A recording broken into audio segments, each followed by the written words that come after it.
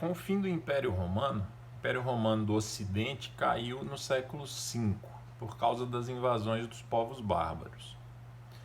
A gente falou assim, tocou de leve nesse assunto lá quando a gente estava falando da época da dominação romana na Península Ibérica, aí falei das invasões dos povos germânicos na Península Ibérica, tá?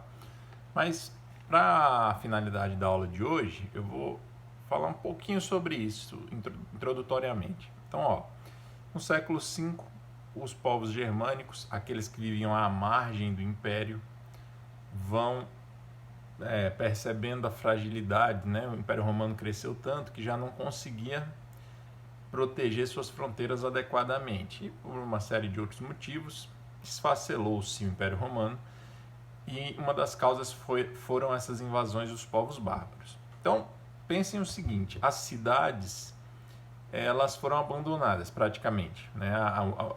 O movimento nas cidades, as atividades das cidades diminuíram 90% ou mais de 90%. E as pessoas se refugiaram nos campos, né? Na zona rural. Então, é daí que vai vir o feudalismo, né? Aqueles senhores de terra vão se abrigar nos seus territórios agrícolas e ali eles eram nobres, né? Eles montavam seu pequeno exército para proteger aquele local.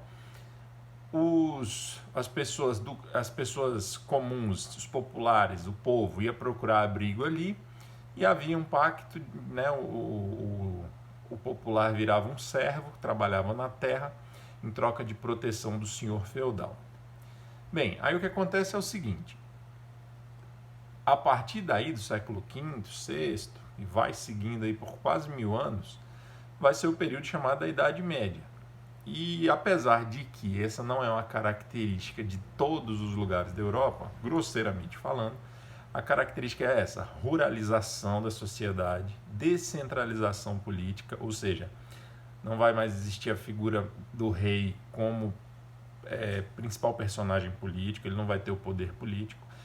O poder político que antes era centralizado na mão do rei vai se descentralizar e vai se espalhar na mão dos senhores feudais. Tá? Em Portugal a coisa aconteceu mais ou menos assim. Mas Portugal, como eu já falei, foi o primeiro país a se tornar independente. Aliás, né, vamos colocar em outra linguagem. Portugal foi o primeiro reino dos reinos modernos, foi o primeiro, é o mais antigo a se formar. E nós sabemos, por tudo que eu já falei para vocês, que o aspecto militar é muito marcante em Portugal. O tempo inteiro eu estou falando que Portugal está lutando contra os seus vizinhos cristãos, Castela, Aragão, e sem contar a luta contra o infiel, que dura séculos. Então Portugal foi forjado a partir de quê? De uma tradição militar. Beleza. E no momento que a gente está chegando da história de Portugal agora, que é a época do início da expansão marítima, esse é um momento de transição, de ruptura. Portugal vai ser um antes e um depois desse momento em que ele começou a expansão marítima. Vai haver uma grande transformação na sociedade.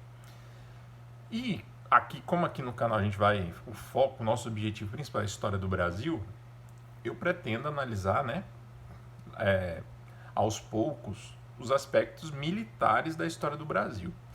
Seria exagero querer tratar dos aspectos militares da história de Portugal, mas comentar algumas coisas eu acho que é interessante, né? É uma curiosidade interessante. Então veja só. O exército português foi fundado em 1149. O exército e a marinha portuguesa foram fundados em 1149, 10 anos depois da fundação do Reino de Portugal, que foi em 1139, já falamos sobre isso. Nos interessa saber aqui, principalmente o que? Algumas noções básicas de como funcionava o exército português nesses primeiros séculos, antes da ruptura do início das grandes navegações. Tá? Então, como funcionava, é isso que eu vou tentar falar para vocês aqui. A partir de 1415, com a tomada de Ceuta, na história militar portuguesa, eles falam que começa ali em 1415 a fase renascentista a fase renascentista da época da história militar portuguesa. Vamos falar um pouquinho como foram os antecedentes dessa época militar portuguesa. Tá. Então vamos lá. Bem, Dom Afonso X de Castela escreveu um livro chamado Livro das Sete Partidas, Libro de las Siete Partidas. Nesse livro tem um capítulo em que ele fez basicamente o seguinte: como houve o desmoronamento do Império Romano, e o Império Romano foi um modelo administrativo e militar para todo o Ocidente, o Dom Afonso X, vai tentar absorver toda a tradição administrativa e militar dos romanos e adaptá-la à realidade peninsular, da Península Ibérica. Então, as bases militares e administrativas portuguesas vêm dessa influência do livro do Dom Afonso X, que na verdade é uma adaptação da realidade romana na Península Ibérica. Tá. Então, quais eram as instituições, assim, o que fazia parte da organização militar portuguesa? Então, primeiramente os castelos. Os castelos eram fortalezas protegidas que serviam para proteger as pessoas que viviam ali. Então, um feudo, muitas vezes, tinha ali a figura do castelo, uma grande muralha para proteger as pessoas ali dentro. É verdade que as pessoas não viviam apenas dentro dos muros do castelo, mas ele era um símbolo de segurança no período medieval. E as pessoas, quando não podiam viver dentro dos muros, se aglomeravam nas bordas do castelo para tentar pegar assim, uma rebarbinha de segurança, tá certo? Bem, além dos castelos, basicamente eles lutavam com a cavalaria, que eram os lanceiros. Um soldado, o cavaleiro, é aquele típico cavaleiro medieval, tá? Armadura de metal, todo protegido, do topo da cabeça até os pés. Apenas os olhos, né, que vão ter aqui uns vazamentos aqui, um buraquinho assim, né, para eles poderem enxergar. Uma espada, mas a espada era secundária. Eles montavam seus cavalos, que muitas vezes também tinham suas armaduras, suas proteções, e usavam uma lança longa. Esse era o tipo de luta dos cavaleiros. Quando a lança estava danificada ou fora de combate, eles puxavam a espada. Se precisava descer do cavalo também, puxava a espada. Enfim, muitas vezes usavam também um escudo. Bem, mas era só a cavalaria? Não. Havia também a infantaria. E a infantaria, a partir do século XII, XIII, a principal arma da infantaria vão ser as bestas. Escreve bestas, mas besta é o animal. A pronúncia para essa arma é besta. Então, o que é a besta? A besta é aquele lançador de flechas que tem um gatilhozinho, né, que parece uma arma, só que ele dispara flechas. A gente sempre vê em filmes.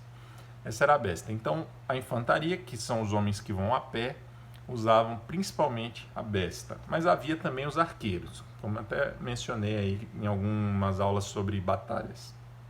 Muito bem. Que mais? Sim. Quais eram as figuras, os personagens, assim, as funções dentro da sociedade? Quem eram as pessoas que desempenhavam funções militares? O rei, o condestável, que era o chefe militar geral da nação. Os bispos também tinham uma função militar. As ordens militares, das quais já falamos bastante, a Ordem de Avisa, a Ordem de Cristo e outras tantas. E os grandes fidalgos, que eram aqueles membros da nobreza. A nobreza, por excelência, é a classe social que se dedica à guerra. Também cada um deles mantinha uma espécie de pequeno exército.